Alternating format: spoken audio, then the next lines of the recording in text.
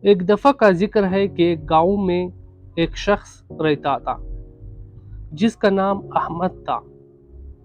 احمد نہایت دولت مند تھا۔ اس کے پاس بے شمار زمینیں، مال مویشی اور سونے چاندی کا ذخیرہ تھا۔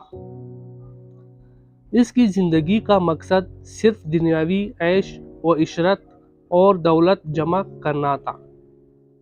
وہ ہر وقت دنیا کی محبت میں ڈوبا رہتا تھا اور آخرت کو بھول چکا تھا۔ وہ اپنی دولت کی خاطر کسی کے ساتھ نیکی نہیں کرتا تھا اور ہر کام میں صرف اپنی بھلائی دیکھتا تھا۔ ایک دن احمد کے گاؤں میں ایک بوڑھا شخص آیا جو نہایت دانا اور عقل مند تھا۔ اس بوڑھے نے گاؤں کے لوگوں کو نصیحت کی کہ دنیا کی محبت فانی ہے اور قیامت کے دن یہ دنیا ایک خطرناک بڑیا کی شکل میں لائی جائے گی جو بدصورت اور مکروہ ہوگی۔ اس بڑیا کو دیکھ کر لوگ پچھتائیں گے کہ جس دنیا کے پیچھے انہوں نے اپنی آخرت کو برباد کر دیا وہ تو صرف دھوکہ تھی۔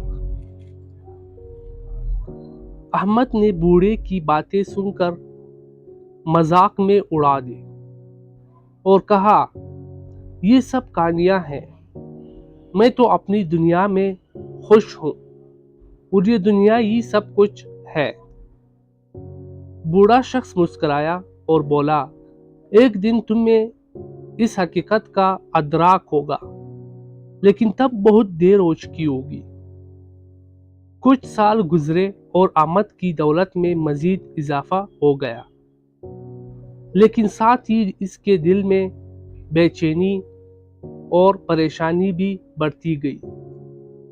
وہ جتنا زیادہ دنیاوی مال جمع کرتا اتنا ہی زیادہ خوفزدہ اور غیر مطمئن ہو جاتا۔ پھر ایک رات احمد نے ایک عجیب خواب دیکھا۔ اس نے قیامت کا منظر دیکھا۔ لوگ حساب کتاب کے لیے کھڑے تھے اور دنیا ایک خطرناک بدصورت بڑیا کی شکل میں لائی گئی۔ اس کی حالت اتنی خوفناک تھی کہ لوگ اسے دیکھ کر کانپنے لگے۔ احمد بھی اس بڑیا کو دیکھ کر خوفزدہ ہو گیا اور اسے اپنی ساری زندگی یاد آنے لگی کہ وہ کسی طرح دنیا کے پیچھے بھاگتا رہا اور آخرت کو بھول گیا۔ جب احمد کی آنکھ کھلی تو وہ پسینے میں شرابور تھا۔ اس نے فوراً توبہ کی اور اپنی طرز زندگی کو بدلنے کا فیصلہ کیا۔ اب وہ دنیاوی مال کے بجائے نیک اعمال کی طرف متوجہ ہو گیا اور دوسری کی مدد کرنے لگا۔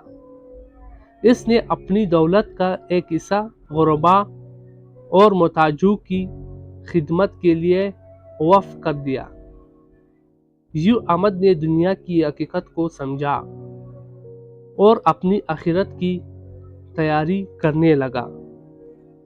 اسے یہ احساس ہو چکا تھا کہ دنیا کی محبت فانی ہے اور اصل کامیابی آخرت کی تیاری میں ہے۔ اس کہانی سے ہمیں یہ سبق ملتا ہے کہ دنیا کی محبت ایک فریب ہے اور ہمیں اپنی آخرت کی تیاری کرنی چاہیے۔ دنیا ایک دن ختم ہو جائے گی اور قیامت کے دن اس کی حقیقت ہمارے سامنے آ جائے گی۔